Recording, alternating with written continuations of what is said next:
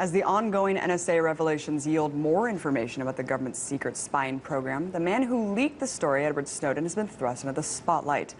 However, it's important to remember that this is far from the first time someone has come forward to expose the overreach of the NSA. Before Edward Snowden, it was Thomas Drake, former senior executive, and before him, it was Bill Binney, a former intelligence official. But before Binney, the very first person to claim the title of NSA whistleblower is a man you've probably heard the least about. His name is Russell Tice, and he served 20 years within various government intelligence agencies, including the NSA. In 2005, Tice blew the whistle on the NSA engaging in unlawful and unconstitutional surveillance of American citizens. So here to tell us his story and why he thinks that Snowden's leaks are just barely scratching the surface, Russ Tice, thank you so much for coming on. Thanks for having me on. What did you see that made you come out and blow the whistle initially?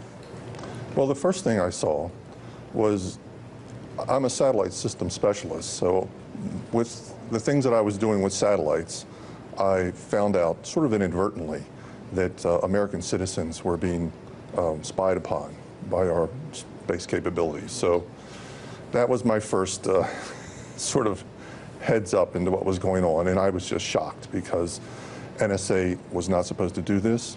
It was against regulation, it was against the law, it was against our Constitution. So it was sort of a come to Jesus moment for me. Sort of a wake-up call there. You've alleged that the NSA abuses go far beyond what people are even talking about right now. How far does it go, Russ? Well, it goes very far because initially what I saw was they were targeting news organizations. They were targeting U.S. companies that did international business. They were looking at financial institutions. But they were also going after the State Department and Secretary of State Colin Powell at the time. And they were going after high-ranking military generals, and that was just with my space capabilities that I saw. Now later, when I got together with colleagues, and we started to put together the terrestrial side, that's the side that is being done with all those nodes all over the country with the fiber optics and that sort of thing, then we found out that it got much worse. Because, and this was just the phone that we were looking at, but it was also being done at the email level, but that wasn't the information I was getting. The information I was seeing were phone numbers that were being plugged into a system that was going after people's phone numbers and associated numbers, and a lot of numbers I wasn't even sure, but they went after law firms and lawyers. They went after more generals. General Petraeus was one of the guys. It seemed like right about that 3-star level was they were going after admirals and generals. They went after the Supreme Court, of which I held Judge Alito's paperwork in my hand, numbers associated with Judge Alito that someone had put into the system that NSA used to spy on Judge Alito. And let's just break this down a little bit, because these are explosive allegations right now that I have not heard anyone talk about before, that there were actually orders that you personally saw in your hands to wiretap Judge Alito, high-ranking intelligence officers, David Petraeus, Barack Obama. Wannabe Senator Barack Obama. At that time, he wasn't even a senator. He had won his primary in Illinois, and I think maybe the catalyst, and I'm not sure, was the fact that he had just done a big speech at the Democratic convention. Now, I was at that time a lifelong Republican. I didn't even watch the Democratic convention. So at the time, the significance of it really didn't hit me until later. I mean, I did look up, well, who's this guy, Barack Obama? Well, okay, he made a speech, blah, blah, blah. But then, of course, later, things, started to, come into play that this is our future president of the United States. And you've also said that this is not just in their congressional offices. I mean, we're talking about home surveillance and personal. Correct. This would be, for a senator or a congressman, it would be personal phone numbers associated. It would be, and a lot of the times I could not tell because a lot of the numbers were unlisted. And we would go to try to reverse to find out where these numbers were. And we were being very careful about it because we didn't want too many people to figure out how we were doing that. But we would find that it would be associated with family members, especially wives or spouses, the other direction. But it would be their district office. If it was a congressman for whatever state, they'd have 2 or 3 or 4 little district offices back home. So it would pervasive. Be very, yes, it would be very I guess the next inclusive. question is, who was administering the surveillance? That's a good question. I don't know the answer to that. It looked like the plugging in of these phone numbers was being done in the evenings at NSA. So almost it was like being done on the sly, even so that most NSA employees did not know what was going on. Now, a high-level person at NSA told me this was being directed from the Vice President office. That would be Vice President Dick Cheney. Now, I don't know that for sure, but that's what I was told from a very senior person at NSA. So a high-level Bush administration official. I guess the next question is, why? Why was it being done? I mean, the first thing that comes to my mind is blackmail. I don't know the answer to that either. What do you think? I mean, based on your experience, Russ, well, what could the reason be to be wiretapping and spying on people like Obama, Judge Alito, Petraeus? I think you hit the word. You know, to me, I don't know for sure, but that would be a means of control. If you were to look and be able to listen to everybody's conversation for years on end, for a period of time, you could probably find out perhaps some salacious information that could be used to control that individual. Now, you know, if say it's the intelligence community, yeah, I noticed that the intelligence community is not being hit with the sequester, the intelligence budget. Well, how is that possible? Is there some kind of leverage that's being placed on our three branches of government to make sure that the intelligence community gets what they want? In other words, is the intelligence community running this country, not our government? And I guess that begs the question, is there some sort of shadow government at play? I mean, are we talking about the military-industrial complex here? What do you think? As an insider and through all your research and people that you've talked to, who's running the show here, Russ? Well, remember, I don't know for sure. I just know that a whole lot of people got wiretapped.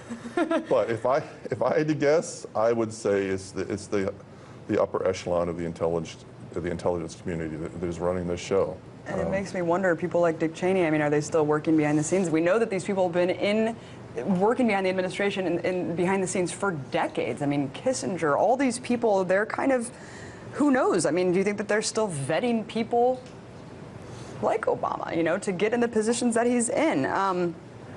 But you know what? Political opponents have been spying on each other for decades. So how is this different now?